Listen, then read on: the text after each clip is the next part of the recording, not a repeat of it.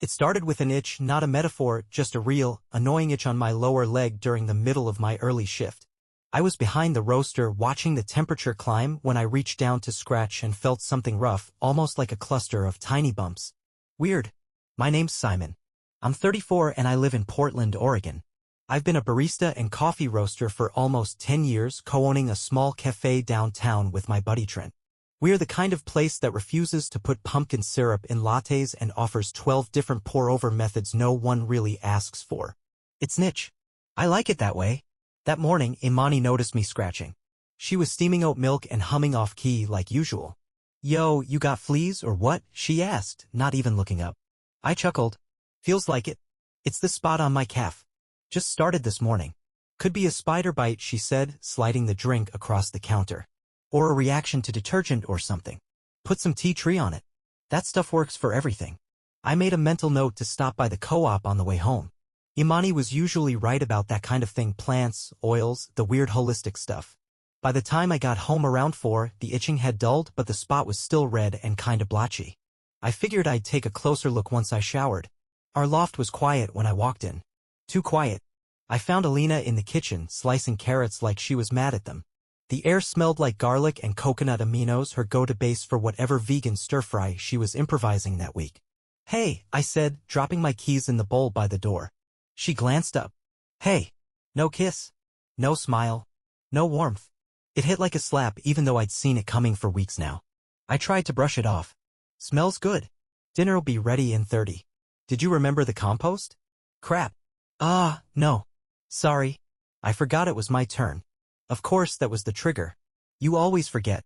It's like the one chore you have outside of your job. I exhaled through my nose, tried not to rise to it. It slipped my mind. "I'll take it out now." She didn't respond. Just kept chopping. I grabbed the bin and headed downstairs to the alley behind the building. The whole way down, I kept thinking about how that one moment summed up the last few months: cold, clipped, distant. Alina and I used to be inseparable. We cooked together. Took Sunday bike rides. Laughed in bed over dumb TikToks. But lately, she barely looked at me. Like she was mentally somewhere else. When I got back upstairs, dinner was already plated. Stir-fried tempeh, bok choy, and brown rice. Healthy, neutral, forgettable. We ate in silence, her scrolling her phone between bites. I wanted to ask what was going on. I wanted to tell her I missed us. But something about the tension in her shoulders, the way she didn't even seem to care that I was there, it made me feel like I'd already lost her. And somewhere in the back of my mind, a thought started to crawl. Quiet at first. Not yet a suspicion. Just an itch I couldn't quite ignore. The next morning, I swung by the organic market on Hawthorne after my shift.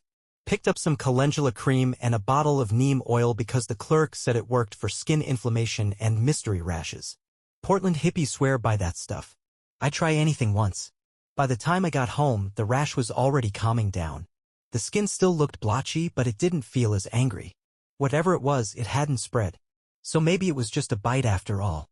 Alina was getting ready to leave when I walked in. She was zipping up that oversized canvas tote she always carried to Lana's place, her friend/life coach, the one who sold moon water and swore she could read cat auras. "I'm heading to Lana's," she said, adjusting her beanie in the mirror. "We're doing a vision board thing." I raised an eyebrow. "Didn't you do that last week?" She blinked. "No? That was a sound bath. This is different." I nodded slowly. "Right? Okay. Have fun." She didn't kiss me goodbye. Just threw a quick "see you later" over her shoulder and left. The door clicked shut behind her, and I stood there in the middle of the loft, listening to the echo. Once the silence settled in, I decided to check out the bedroom. Not because I was suspicious, at least that's what I told myself, but because I still hadn't figured out where the irritation came from.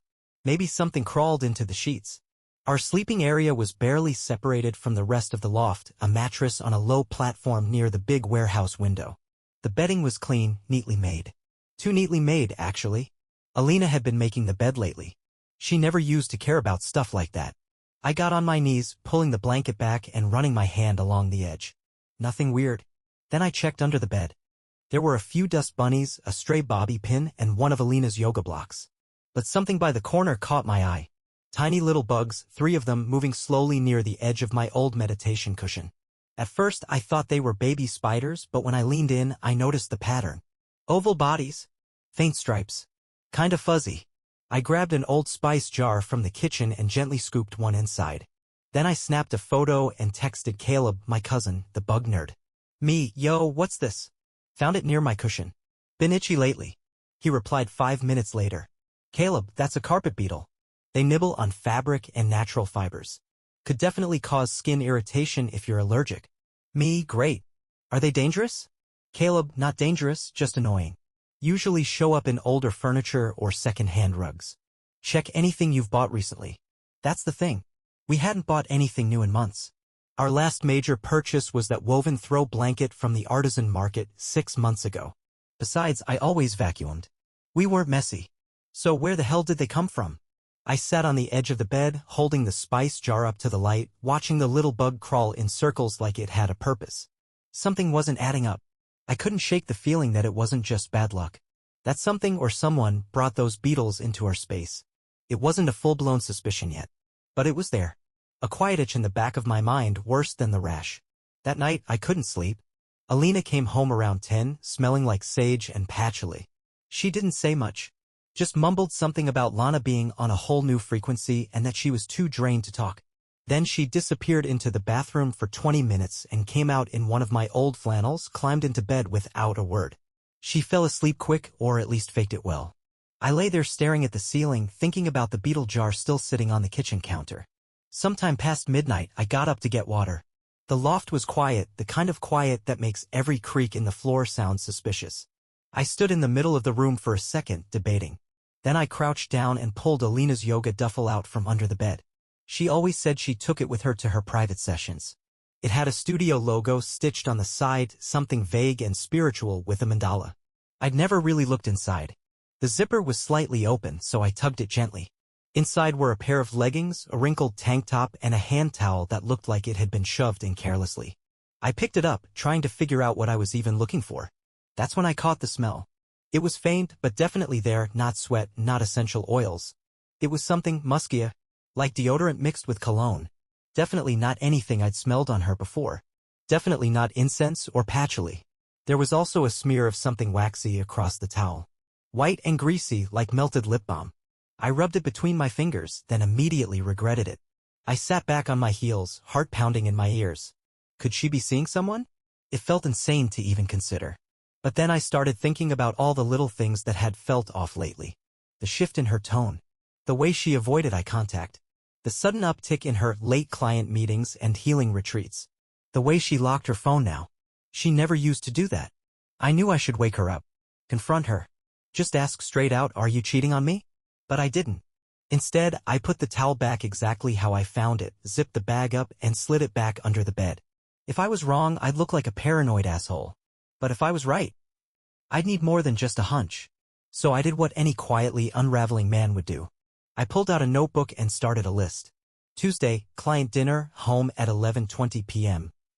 Wednesday, studio class, came home in new leggings. Didn't say much. Thursday, float therapy. Left at 5:10 p.m., returned 9:48 p.m. I wasn't looking for proof. Not really. I was looking for patterns. Because something in my gut said this wasn't random. Something was going on and I wasn't crazy for thinking it. I just needed to be sure. By Friday morning I had 2 tabs open on my laptop, one for spy gadgets and one for a meditation blog Alina had left up on her screen. I stared at both, sipping cold brew from a mason jar, feeling like some unshaven detective in a low-budget crime documentary. I wasn't proud of what I was doing. But I wasn't going to sit around and pretend I didn't see the signs either. First thing I ordered was a tiny clip-on voice recorder. Looked like a pen cap, barely noticeable. Imani had joked once about using one to record rude customers and the idea stuck. Second thing was a GPS tracker built for bicycles, small, black, waterproof. Alina biked everywhere, and I knew that meant one less thing to explain or hide. It would sync with my phone and ping her location every few minutes. The packages arrived the next day. Amazon Prime, efficient and morally indifferent. That Sunday, while she was in the shower, I clipped the recorder inside the lining of her canvas tote, next to her tangle of reusable produce bags. Then I stepped out to get coffee beans from the storage unit and installed the tracker on the underside of her bike's rear frame. Took 5 minutes. I told myself I was just gathering information. Not spying. Not betraying trust. Just confirming a gut feeling. Thursday was the day I chose to test it. She left the house around 5, hair still damp from her shower, lips shiny with that rose-tinted balm she only wore when she was in the mood to feel feminine. She kissed my cheek, a rare act lately, and said she'd be home late because her float therapy center had moved locations and she wanted to try out the new one. I nodded like I believed her. Text me after. Of course, she said, already halfway out the door. An hour later, I synced the GPS. Her location pinged near the edge of town, not at the wellness spa she claimed, but farther out. I zoomed in. It was a rental cabin listed on Airbnb tucked behind some trees near the state park. A freaking cabin. I downloaded the audio from the recorder while I waited. It was grainy in parts, but clear enough. I heard her chatting on the phone in the background of a grocery store, probably Whole Foods. Then came the part that hit me in the chest like a brick. Her voice, soft and playful. Same place? Same rhythm. Pause. Then laughter. You're awful. I love it. Same rhythm. It wasn't even the words. It was the tone. The way she sounded 17 again, all breathless and lit up. I hadn't heard her talk like that in months, maybe longer. And definitely not to me. I sat there for a long time after that. Not crying. Not shouting. Just sitting. Watching the blue dot that marked her location blink steadily in the trees. It was real. It was happening. And I wasn't imagining it. She had a whole second life hidden in plain sight. And now I knew exactly where it was. The next Thursday, I called in sick. Imani didn't ask questions, just told me to rest and drink turmeric tea like she always did. I appreciated that. By 4 o'clock, I was on my way out of town, driving behind Alina on her usual bike route. She never looked back, never noticed the car trailing 2 blocks behind. The GPS pings kept me steady, confirming every turn. It was like following a ghost on a leash.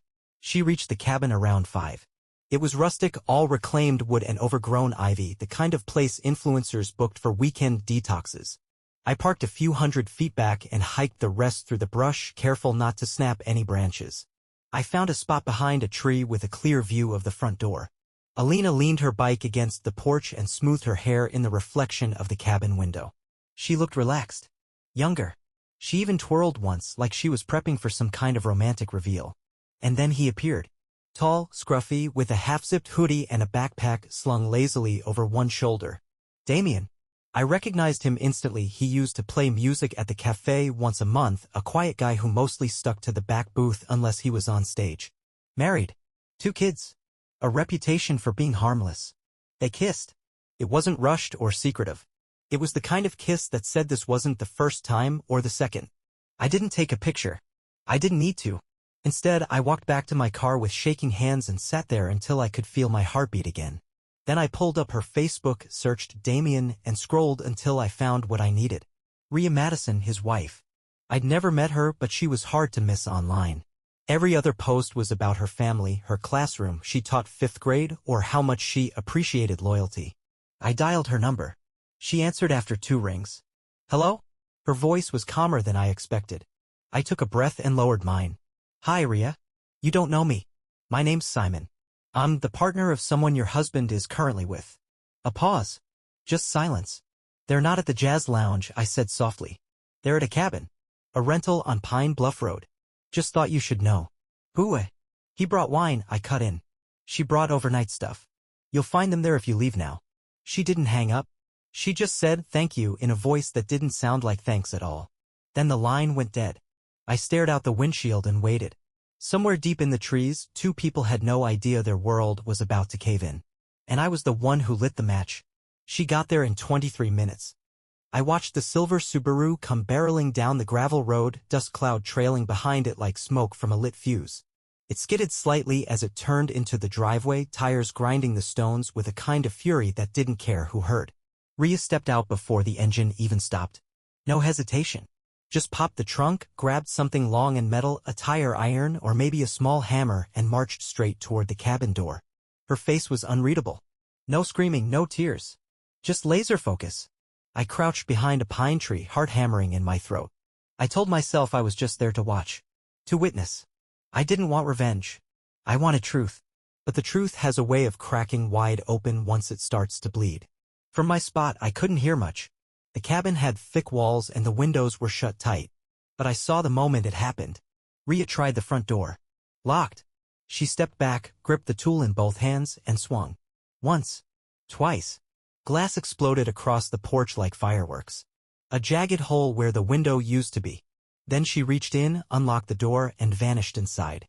The silence that followed was worse than the shatter. Then came the yelling.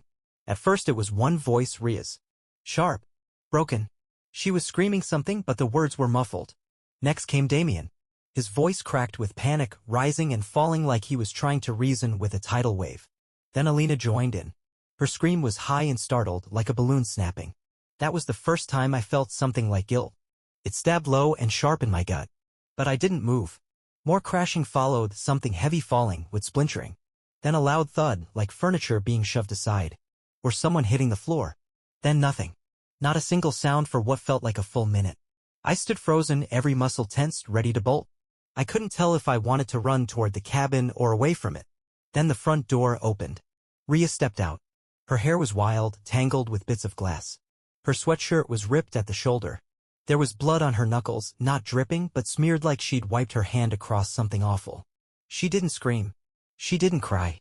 She just walked out like a woman who had finished what she came to do and was now trying to remember how to breathe. She sat on the hood of her Subaru and stared at the ground. That's when I heard sirens. Someone must have called. A neighbor maybe, or a passerby. We were far out but not isolated enough to muffle all that noise. I stepped farther into the trees and crouched low, watching as the cruisers pulled in. First one, then another. Lights flashing, tires crunching. Officers poured out, hands on holsters, voices calm but urgent. Ria didn't resist. She raised her hands slowly. One officer knelt beside her. Another went into the cabin. I could see the officer's face when he came back out. That look, I'll never forget it. It was the look of a man who had seen something he couldn't unsee. A stretcher followed. Then a second. That's when I turned and walked away. Slipped into the small crowd that had gathered at the end of the drive, a hikers maybe, or locals curious about the lights and chaos. I kept my hood up, my head down, and blended in like a concerned onlooker. No one saw me. No one knew. And inside the cabin, the truth had finally burned itself into ash. They came just after midnight. 2 uniformed officers, 1 man, 1 woman. The knock was firm, polite. Not the kind that demanded attention, but the kind that made your stomach drop anyway. I opened the loft door barefoot, hoodie on, eyes bleary from a movie I hadn't really been watching. I blinked like someone just woken from a nap. Simon Farrell? The woman asked. Yes. She took a breath, glanced at her partner. Can we come in for a moment? I stepped aside, heart drumming but my face calm. I had practiced this in my head, not the exact words, but the rhythm. The confusion, the concern, the disbelief. I'd replayed it so many times it felt like muscle memory. They sat me down on the couch. She did most of the talking. There's been an incident involving Alina Hart, she began, voice gentle. We're very sorry to inform you, she didn't survive. I let the words hang in the air like smoke. What? I whispered, eyes wide. No. What happened? The male officer shifted uncomfortably. She was found in a rental property on the outskirts of town along with another individual, Damien Clark. There was an altercation. Both of them were pronounced dead at the scene. I stared at them, mouth slightly open as if struggling to process. Are you sure? I asked quietly. Alina said she was going to float therapy. She didn't arrive at the spa, the woman said gently. We're still piecing everything together. I nodded slowly, eyes cast down. And the other person? Damien? Was he? He was her companion at the scene, the man replied. They appeared to be in a relationship. I didn't speak for a while, just rubbed my hands over my face like someone trying to shake off a bad dream. Eventually, I looked up. Do you know who did it? The officers glanced at each other again. It was the woman who answered. A woman named Ria Clark, Damien's wife. She gained entry after damaging a window. Based on the scene, she confronted them both. Is she in custody? Another pause. She didn't survive either. I let that sit there. 3 people dead. And me, the grieving partner, blindsided, heartbroken, innocent. I exhaled sharply and leaned back into the couch like the weight had just hit me. I don't understand, I said. Why would Alina? Why wouldn't she just tell me? They didn't answer. They weren't here to give me peace. Just the facts and a number for the victim services unit. As they left, I stood by the door, watching them disappear down the hall. Then I shut it softly, turned off the living room light, and stood in the quiet dark, staring out the window. It was over. No more guessing. No more spying. No more tension or cold dinners or weird excuses. Just me now. And the life I'd get to start clean. The official calls started the next morning. Detectives, victim support services, the medical examiner's office. I did my part. Calm, cooperative, the grieving man blindsided by betrayal. I answered every question, signed the necessary paperwork, and asked when I could claim Alina's personal effects. A few days later, I called her parents. Her mom cried softly while her dad asked awkward questions he didn't really want the answers to. Was it sudden? He asked. It was, I said. No one saw it coming. Which wasn't a lie, not exactly. They asked if she had seemed happy lately, if she'd mentioned anything unusual. I said I didn't know, that things had felt a little distant, but I thought it was just stress. The usual stuff. I let them fill the silence with their own assumptions. We held a small memorial, nothing fancy.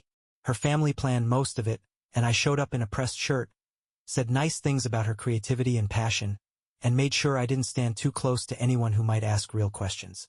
A few people came up afterward, friends, co-workers, saying how shocked they were, how they never suspected a thing. One woman, a yoga teacher Alina used to mentor, said, "She always had such beautiful energy, like she floated through life." I nodded. Yeah, she had that way about her. Back at the loft, I moved fast. First thing I did was call the lawyer. Alina's name was still on the lease, the utilities, a few joint accounts. We'd never married, but we'd built a life together, and that meant a mess of paperwork.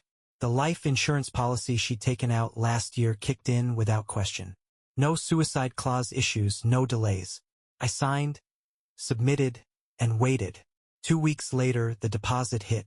I emptied the loft in one weekend, gave away the plants, boxed up her artwork, listed the furniture online. The beetle-infested meditation cushion was the first thing to go. I left her yoga tote in the trash chute without a second thought. By Sunday night, the place was spotless, cold, like we'd never lived there at all. I took one last walk through, phone flashlight sweeping over the hardwood, pausing at the spot where I first scratched my leg weeks ago. That was how it started. A little rash, a stupid, harmless patch of skin irritation. Could have been anything, a bug, a bump, a nothing. But it wasn't. It was the thread that unraveled everything. The itch that led to the truth. I stood in the center of the empty room and whispered, more to myself than anyone else, "Thank you, Beetle."